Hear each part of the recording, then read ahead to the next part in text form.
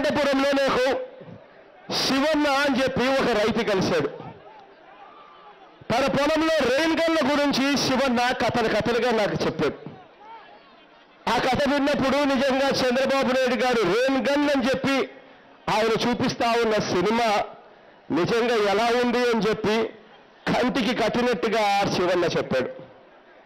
ఏం జరిగిందో తెలుసా?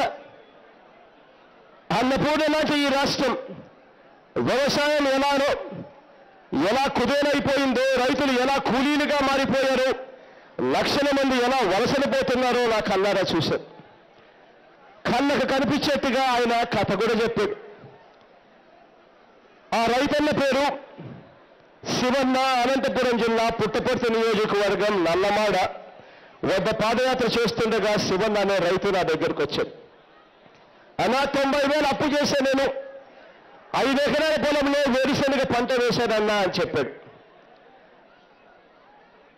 వేసి పరిస్థితి ఏమైంది అని చెప్పంటే, అన్నా పరిస్థితి ఏముందన్నా, చంద్రబాబు నాయుడు గారు వచ్చారు, బాబు గారు వస్తే బాబు గారితో పాటు ఇంకొకటి కూడా కలిసే వస్తుందన్నా. ఎప్పుడు వచ్చినా చంద్రబాబు నాయుడు గారితో పాటు అది బాబు వస్తే కరువు కూడా వస్తుందన్నా అని చెప్పి చెప్పుకొచ్చాడు.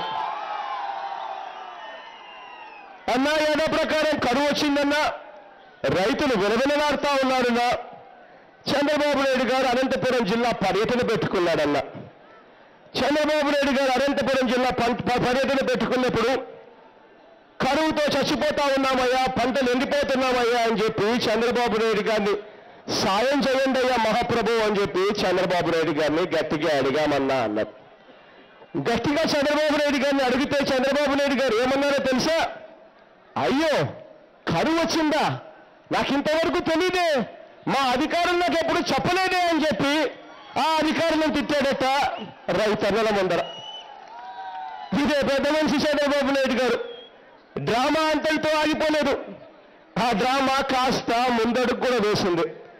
ఆ డ్రామాలో కాస్త ముందడుగులు కూడా వేసి ఏం చేశాడో తెలుసా?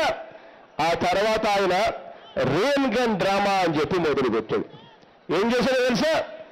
ఆ శివన్న పొలంలోకి రెయిన్ గన్ ఏర్పాటు చేయడం కోసం అధికారులు యాదృచ్ఛికంగా శివన్నని ఎన్నుకున్నారు.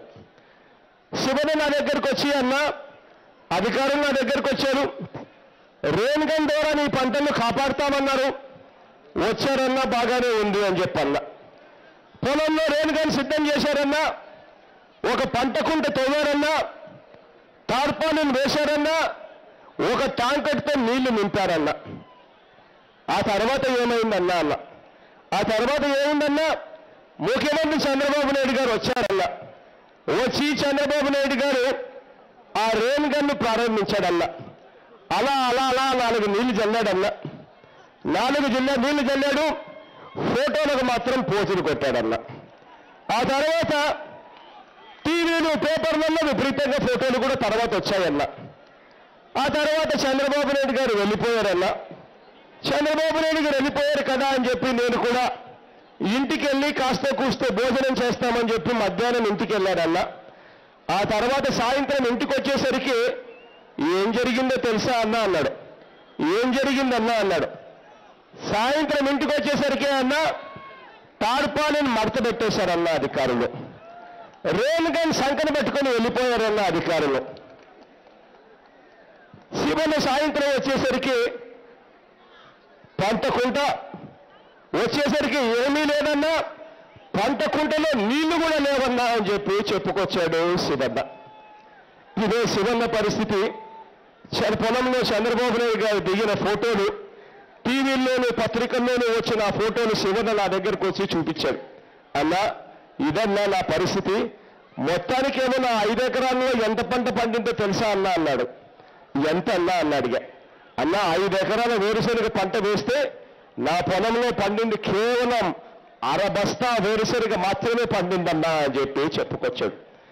చెప్పి అలా ఆ అప్పులు తీర్చడం కోసం, బ్రతకడం కోసం నేను ఇవాళ ఒడియాలు, బొరుగులు అంటే ఈ భాషలో, ఇక్కడి భాషలో మూడీలు, ఒడియాలు మూడీలు అమ్ముకోవాల్సిన పరిస్థితిలో నేను ఇవాళ ఉన్నానన్నా అని చెప్పి చెప్పుకొచ్చాడు శివన్న.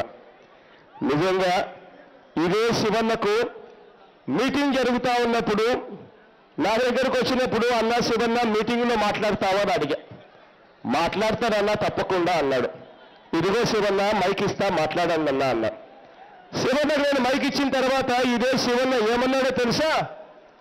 ఇదే శివన్న మైక్ పుచ్చుకుని ఆయన అదే మీటింగ్లో ఏమన్నాడో తెలుసా? కిందటిసారి చంద్రబాబుకు ఓటేశా, చివరకు ఇలా అయ్యాను, ఇక మనకు చంద్రబాబుతో సావాసం వద్దబ్బా.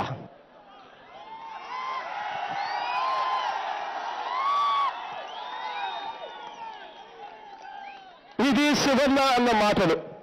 అందుకే ఇవాళ గ్రామ స్థాయిలో ఉన్న రైతన్నలు ఇవాళ చంద్రబాబు నాయుడు గారిని ఏమంటున్నారో తెలుసా? నిన్ను నమ్మను బాబు అని చెప్పి ఇవాళ పిలుపునిస్తా ఉన్నారు. ఇదే బాబు గారి హయాంలో